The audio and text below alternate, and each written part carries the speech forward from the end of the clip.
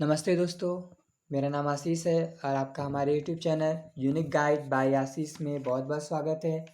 आज हम आप लोग के लिए मल्टीपल चॉइस क्वेश्चन लाए हैं मैनेजमेंट पर, जो कि बीकॉम एंट्रेंस के एग्ज़ाम में या एमकॉम एंट्रेंस एग्ज़ाम में पूछे जाते हैं।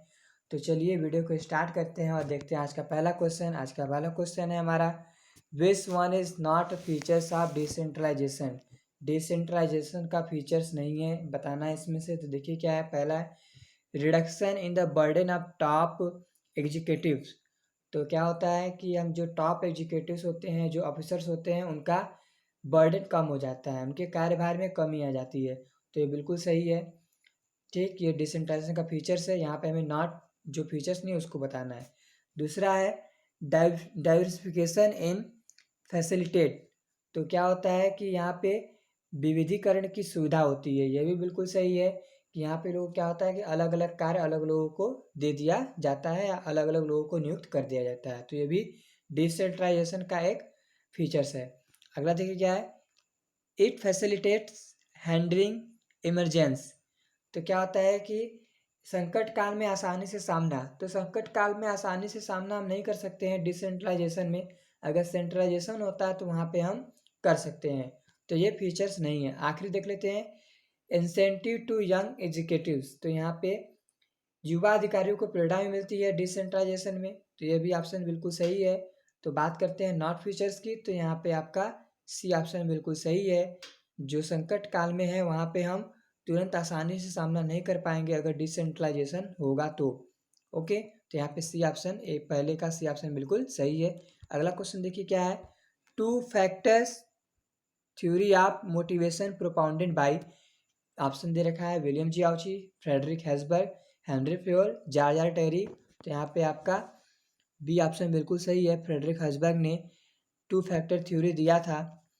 ठीक, तो यहाँ पे कब दिया था, 1950 में रिसर्च किए थे 200 एम्प्लॉयज़ के ऊपर और बताए थे कि जो अपनी थ्योरी में कि दो फैक्टर्स होते हैं, एक होता है हाइजीन फैक्टर, एक होता है मोटिवेशन फैक्टर। हाइजीन फैक्टर मतलब आरोग्य घटक होते हैं या स्वास्थ्य घटक होते हैं। तो और दूसरा होता है मोटिवेशन फैक्टर, मतलब प्रेरक घटक होते हैं।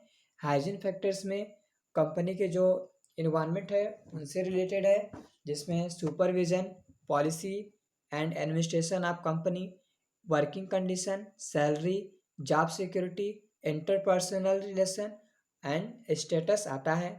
मोटिवेशन फैक्टर्स में क्या आता है, work itself, achievement, recognition, advancement, possibility of growth, challenging work.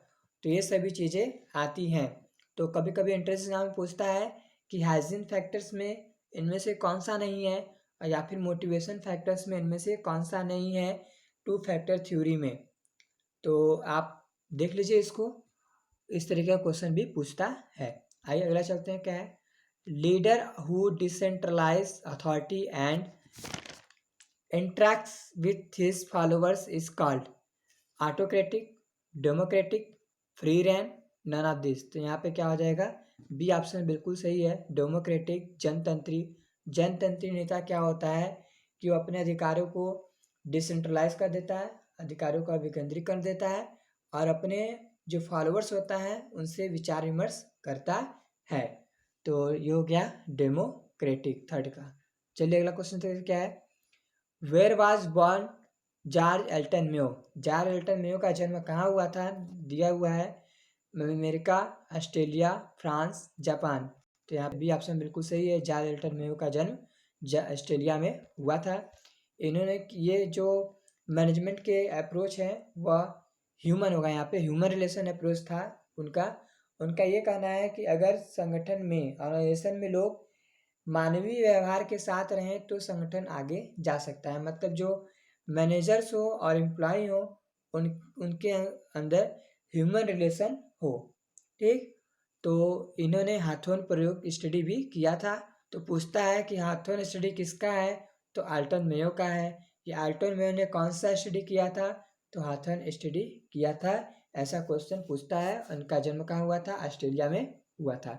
आइए अगला क्वेश्चन देखते हैं, decision making is synonyms of management. This statement is given by Herbert Simon, George R. Terry, F. W. Taylor, Peter Drucker। तो यहाँ पे आपका A option बिल्कुल सही है। हर्बर्ट साइमन ने कहा था कि निर्णय प्रबंध का पर्यायवाची है। ठीक, हर्बर्ट साइमन ने कहा था। ऐसा क्वेश्चन पूछता है कि यह स्टेटमेंट किसका है। ठीक, आइए अगला क्वेश्चन देखते हैं। The form of organization in which specialist facilities are provided to officer, मतलब संगठन का वह कौन सा प्रारूप है जिसमें विशेषज्ञों की सुविधा दी जाती है। किनको? जो ऑफिसर्स होते हैं। ऑप्शन दे रखा है line organization, line staff organization, functional organization, committee organization. तो यहाँ पे क्या होता है कि लाइन एंड स्टाफ ऑर्गेनाइजेशन में, रेखीय व स्टाफी संगठन में जो ऑफिसर्स होते हैं उनको स्पेशलिस्ट का फैसिलिटीज़ दिया जाता है।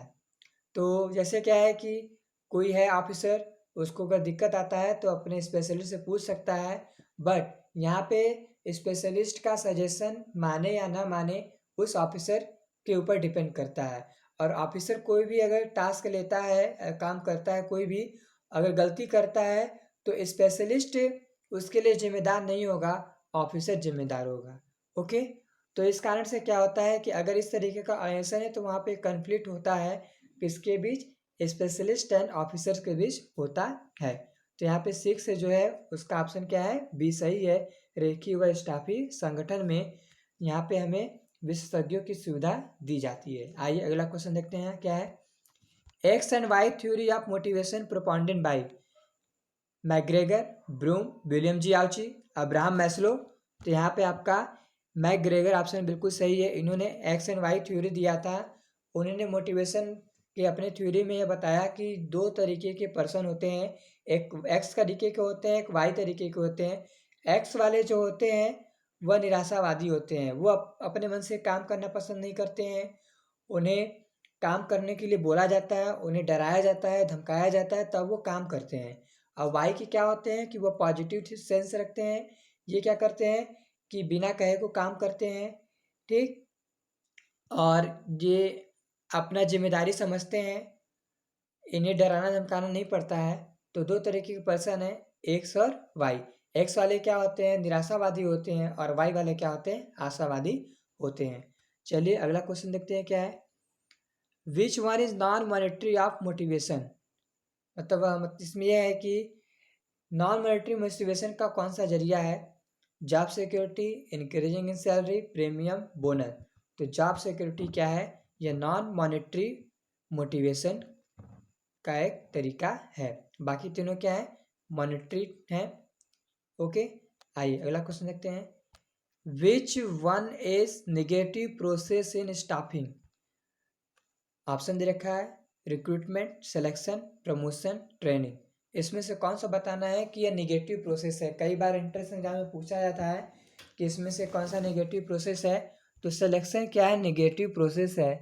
ठीक, सिलेक्शन में क्या होता है कि कई लोगों का इंटरव्यू लिया जाता है और इंटरव्यू लेने के बाद कुछ ही लोग को आगे भेजा जाता है और कई लोगों को पीछे छोड़ दिया जाता है, मतलब उनको वापस कर दिया जाता है। तो यह क्या है, एक निगेटिव प्रोसेस है। सिलेक्शन क्या है, एक निगेटिव प्रोसेस। चयन एक नकारात्मक प्रक्रिया है। इसको ध्यान रखिएगा, कई बार पूछा हुआ है इस एग्जाम में। आइए आज का आखिरी क्वेश्चन देखते हैं। Strategy word comes from military organization, business organization, social organization, none of this. तो मतलब स्ट्रेटेजिक जो वर्ड है वह कहाँ से आया है। तो स्ट्रेटेजिक वर्ड जो है वह मिलिट्री में लागू किया गया था। स्ट्रेटेजिक का मतलब होता है कार्यनीति। कार्यनीति में क्या होता है, जैसे क्या है मिलिट्री में कि कैसे हम युद्ध को जीते, इसके लिए जो नीति बनाते हैं वह कहलाता है स्ट्रेटेजी। अब क्या है कि इस समय स्ट्रेटेजिक मैनेजमेंट में क्या होता है कि यह दिखाया जाता है कि कैसे हम अपने कंपटीटर को पीछे छोड़ें। तो ये भी क्या है, बिजनेस में एक युद्ध की तरीके की नीति है।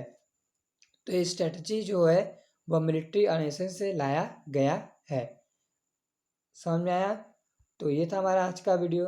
कैसा लगा आप कमेंट में ज़रूर बताइएगा। आपको अगर वीडियो अच्छा लगा तो लाइक करिएगा। साथ ही साथ अगर आपको कुछ पूछना है तो आप कमेंट में पूछ सकते हैं, या हमें टेलीग्राम पर, जहाँ हमें व्हाट्सअप भी कर सकते हैं। हमने अपने चैनल पे अपना सब कुछ रखा है लिंक्स, तो आप उसमें जा कर के देख सकते हैं और क्वेश्चन को पूछ सकते हैं। वीडियो देखने के लिए आपका बहुत बहुत धन्यवाद। Thank you.